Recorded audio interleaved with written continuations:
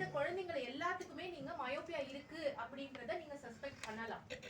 ரெண்டாவது, நம்ம அப்பா அம்மா மட்டும்தான் குழந்தைங்களோட நிறைய நேரம் டைம் ஸ்பெண்ட் பண்ணுவாங்க. ஸோ அவங்க என்னென்ன நோட்டீஸ் பண்ணலாம்னா, குழந்தைங்க டிவி கிட்ட வாட்ச் பண்றாங்க. நம்ம ஒரு டிஸ்டன்ஸ்ல இருந்து வாட்ச் பண்ணுவோம், குழந்தைங்க கிட்ட போய் பார்ப்போம். ஸோ அந்த மாதிரி கிட்ட போய் பார்க்குற குழந்தைங்களுக்கு டெஃபினட்டா பவர் இருக்கு.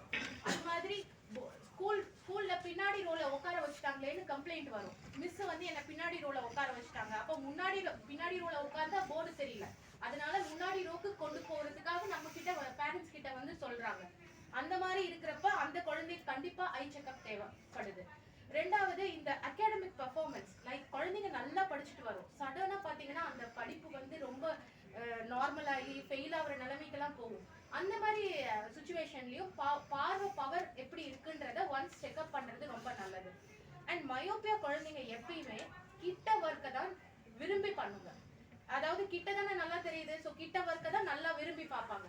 அதனால மொபைல் ஆக்டிவிட்டி, வீடியோ கேம்ஸ், இது பாட்டு, புக்கு படிக்கிற ஆட்டிடியூடு, இதெல்லாமே நிறைய பண்ற குழந்தைங்களுக்கு ஒரு வாட்டி செக்அப் கூட்டிட்டு வந்தீங்கன்னா அந்த பவர் இருக்கா இல்லையான்றது தெரிய வரும்.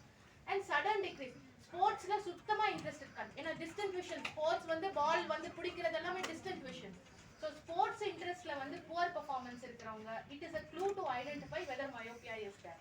ஸோ இந்த மாதிரி எதுவா இருந்தாலுமே மயோபியா இருக்கா இல்லையான்றதை நீங்க கணிப்பிக்கலாம். ரெண்டாவது, ஒரு போர்டு, லைக் ஒரு வெஹிக்கல்ல போயிட்டே இருக்கீங்கன்னு வச்சுக்கோங்க.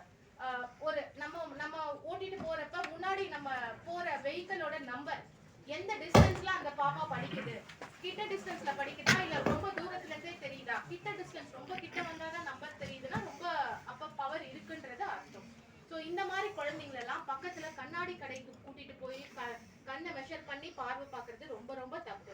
ஏன்னா அது வந்து என்னென்ன ப்ராசஸ் இருக்கு, எதனால மயோபியா வருது, ஒருவேளை வேற ஏதாவது ப்ராப்ளம் அடிஷ்னலா இருக்கா, இல்ல ஸ்குவிண்ட் இருக்கா, இது மாதிரி எல்லாம் பார்த்து ஐடியலா ஒரு கண் டாக்டர் கிட்ட ஃபர்ஸ்ட் செக்அப் ஐடியலா ஃபுல்லா பண்ணிருக்கணும். ஃபுல் ரெட்டினா செக்அப் எல்லாமே பண்ணிட்டு கிளாஸ் கொடுத்துருக்கணும்.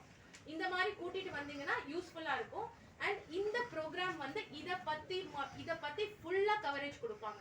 ஒரு மயோபியானா என்ன, ஒரு அது என்ன மனநலனை என்ன பாதிக்கும், எல்லாத்தையுமே ஒரு கவரேஜ் மாதிரி இது ஃபுல் ஒரு பேஷண்ட் இன்ஃபர்மேட்டிவ் ப்ரோக்ராம் மாதிரி இந்த சம்மிட் நடக்க போகுது. Now I hand over to Ramya to talk about the treatment.